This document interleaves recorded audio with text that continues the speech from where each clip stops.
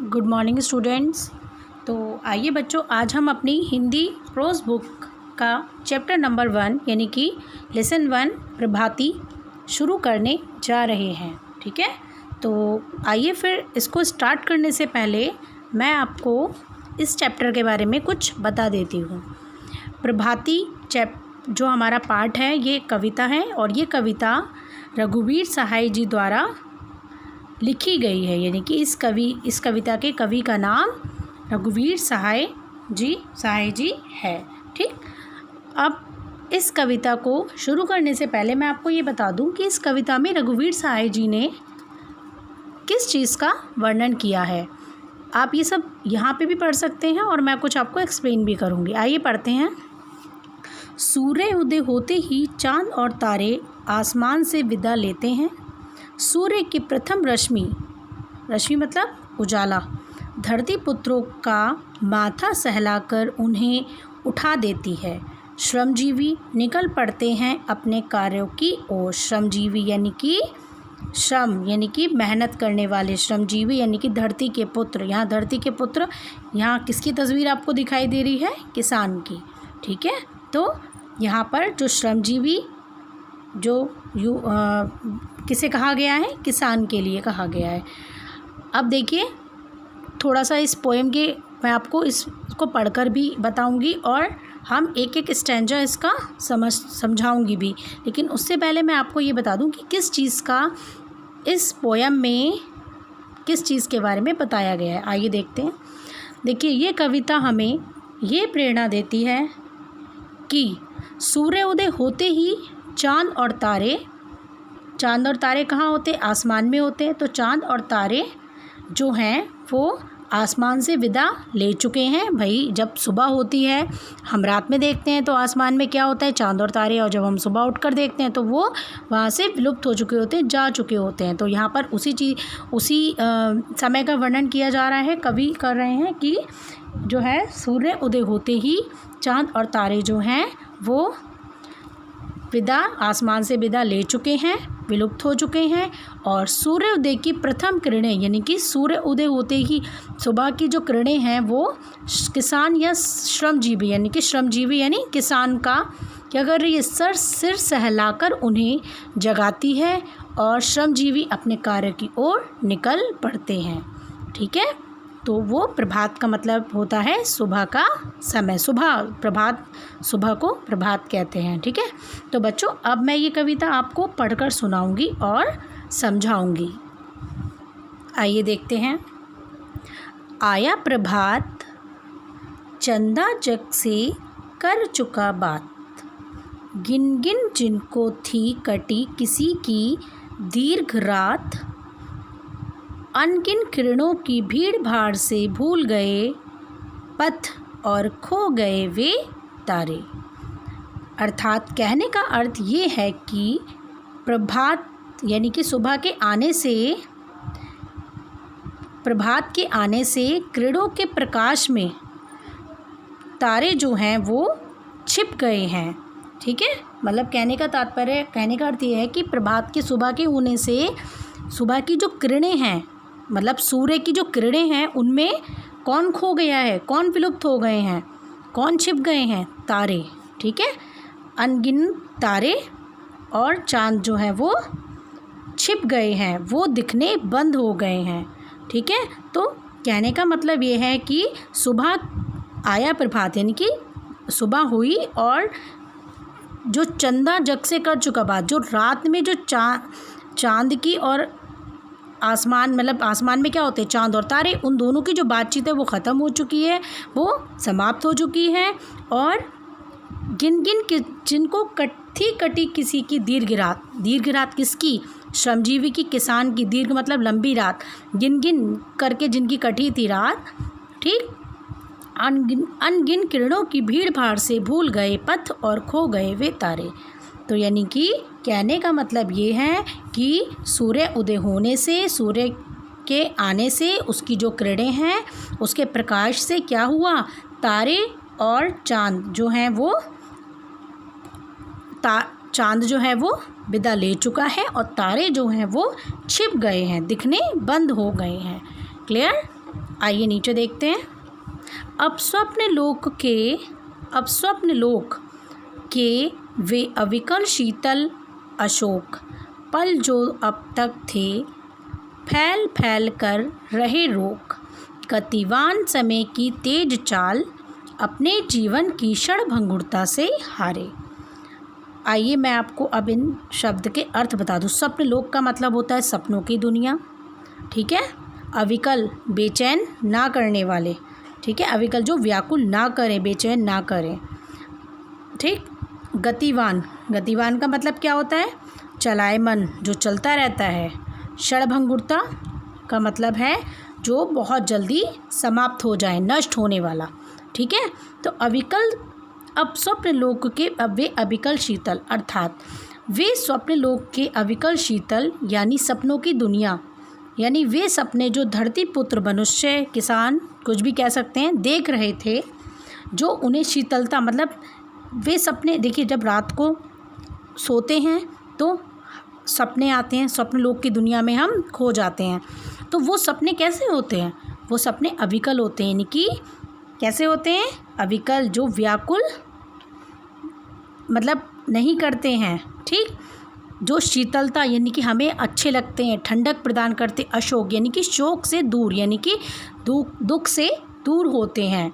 तो कहने का मतलब ये है कि वे स्वप्न लोकों के अविकल शीतल,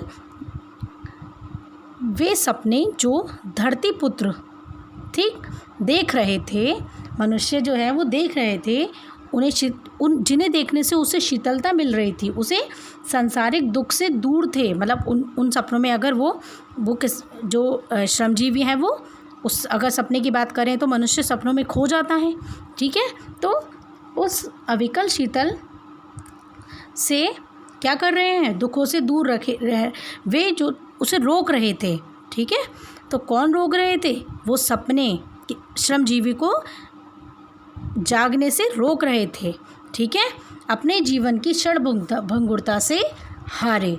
वे इसलिए क्यों रोक रहे थे? क्योंकि ये पल है, मान लीजिए हम अगर सुबह उठ रहे हैं और हमें कोई सपने में डूबे हुए हैं, तो सपना हमें बहुत अच्छा लगता है, सपनों की दुनिया अलग होती है।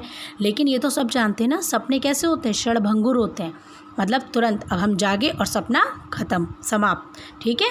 तो वो इसलिए रोक रहे थे क्योंकि ये पल काल्पनिक होते हैं, जिनका यथार्थ यानी कि वास्तविक जीवन से कोई संबंध नहीं होता है। थोड़ी देर के लिए होते हैं और थोड़ी देर के लिए आते हैं और फिर समाप्त हो जाते हैं, विलीन हो जाते हैं, ठीक है। इसलिए कवि ने इन्हें क्षणभंगुर के समान कहा है, ठीक है। अब आगे देखते हैं। जागे जन जन ज्योतिर्मय हो दिन का क्षण, ओ स्वप्न प्रिय उन्मीलित कर दे आलिंगन, इस गर्म सुबह तपती दोपहर में निकल पड़े श्रमजीवी धरती के प्यारे। अर्थात कवि लोगों के लिए ये कामना कर रहा है कि जन जन यानी प्रत्येक मनुष्य का दिन जो हो, दिन का हर पल, दिन का क्षण क्षण कैसा हो? प्रकाशमय हो, ज्योतिर्मय हो, मतलब अच्छा हो, अच्छी कामना कर रहा है, ठीक है। और प्रभात की किरणें सभी व्यक्तियों के, यानी कि सुबह की किरणें जो हैं सभी के लिए कैसी हों? उजाला लेकर आए, उनके जीवन से अंधकार को मिटा दे, उनके जीवन से अंधकार दूर हो जाए और सबका जीवन जो है वो पूरी तरह कैसा हो जाए?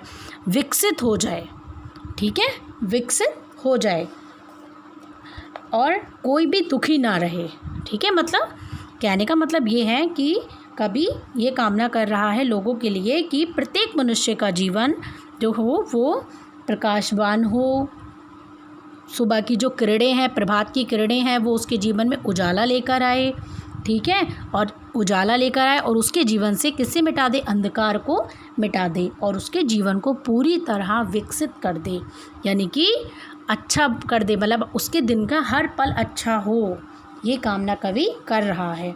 अर्थात श्रमजीवी को रघुवीर सहाय जी ने क्या कहा है? धरती का पुत्र कहा है। वो कहते हैं कि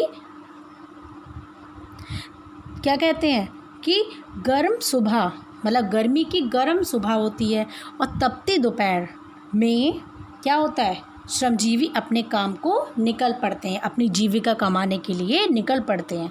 तो प्रस्तुत पंक्तियों के द्वारा कवि ये कहना चाहते हैं कि प्रभात की किरणें हमारे लिए अंधकार मिटाकर प्रकाश फैलाती हैं और क्या करती हैं, और उस प्रकाश में हमें जीवन का सही जो है वो मार्ग मिलता है।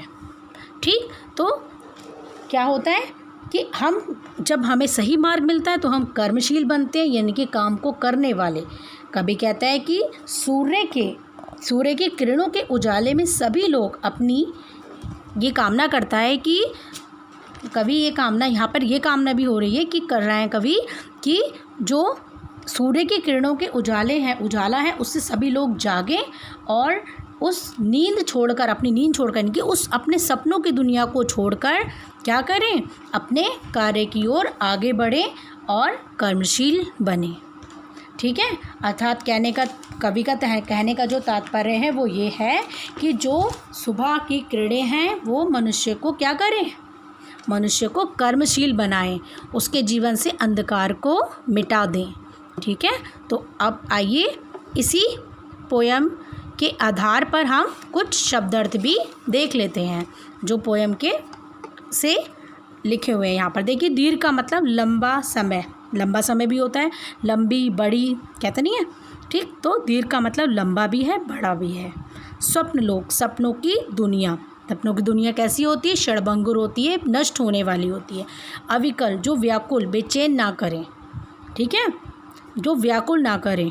व्याकुल का क्या मतलब होता है, हमें किसी चीज़ व्याकुल हो, मान लीजिए किसी चीज़ को लेकर हमारे मन में बेचैनी हो कि ये चीज़ मुझे मिल जाए, ये है ना, तो वो सब नहीं होता है, व्याकुल नहीं करते। सपने कैसे होते हैं, अविकल मतलब व्याकुल नहीं ना करने वाले, बेचैन ना हो, जिसमें गतिवान चलायमान, जो चलता रहता है। गतिवान कौन होता है, समय को गतिवान कहा गया है। क्षणभंगुरता, क्षण यानी कि पल, भंगुरता नष्ट होने वाला, यानी कि क्षण भर में नष्ट होने वाला। अनित्य यानी कि जल्दी ख़त्म होने वाला। ज्योतिर्मय यानी कि प्रकाशमय, उजाले से भरा। उन्मीलित का मतलब होता है पूरी तरह विकसित, यानी कि खिला होना, खिल जाए, मतलब खिलने का मतलब यहाँ हो रहा है मनुष्य के जीवन से। ठीक है, कि उसका जो मनुष्य है कब खिलेगा उसका जीवन, जब वो अंधकार से दूर हो जाएगा, उसका जो जीवन है से अंधकार मिट जाएगा। श्रमजीवी, श्रम का मतलब होता है मेहनत करना के जीविका कमाने वाला श्रमजीवी कहलाता है।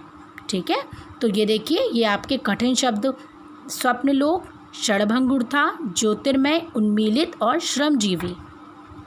आपको ये किस तरह से आपको अपनी कॉपी में करना है, मैं आपको यहाँ पर ये भी बता देती हूँ ताकि आप कंफ्यूज ना हो। ये देखिए, मान लीजिए ये आपकी कॉपी है, तो आप यहाँ चैप्टर जो है पाठ प्रभाती लिखेंगे और फिर हेडिंग डालेंगे। मैं पेंसिल से लिख रही हूँ, आपको ये पेन से लिखना है। कठिन शब्द, ठीक, कितने हैं, 5, यानी कि 5, यानी कि 1 2 3 4 और 5। देखिए, जल्दबाजी कोई नहीं करेगा लिखने में, ताकि हमारी राइटिंग कैसी हो, साफ हो बिल्कुल। ठीक है, तो ये 5 हम कठिन शब्द यही ले लेते हैं। पहला है हमारा स्वप्न लोक, तो देखिए मैं लिख रही हूँ यहाँ स्वप्न लोक। ठीक, 1 2, ऐसे ही आपको ये 1 2 3 4 5 टाइम्स लिखना है। कितनी बार, 5 बार लिखना है। स्वप्न लोक यहाँ पर हो जाएगा। नेक्स्ट आपका क्षण भंगुरता, ध्यान से देखिए कोई गलती ना हो, एक एक करके। ठीक है, फिर है हमारा ज्योतिर्मय। ठीक है, 3, यानी कि ये 3 शब्द यहाँ आ गए आपके।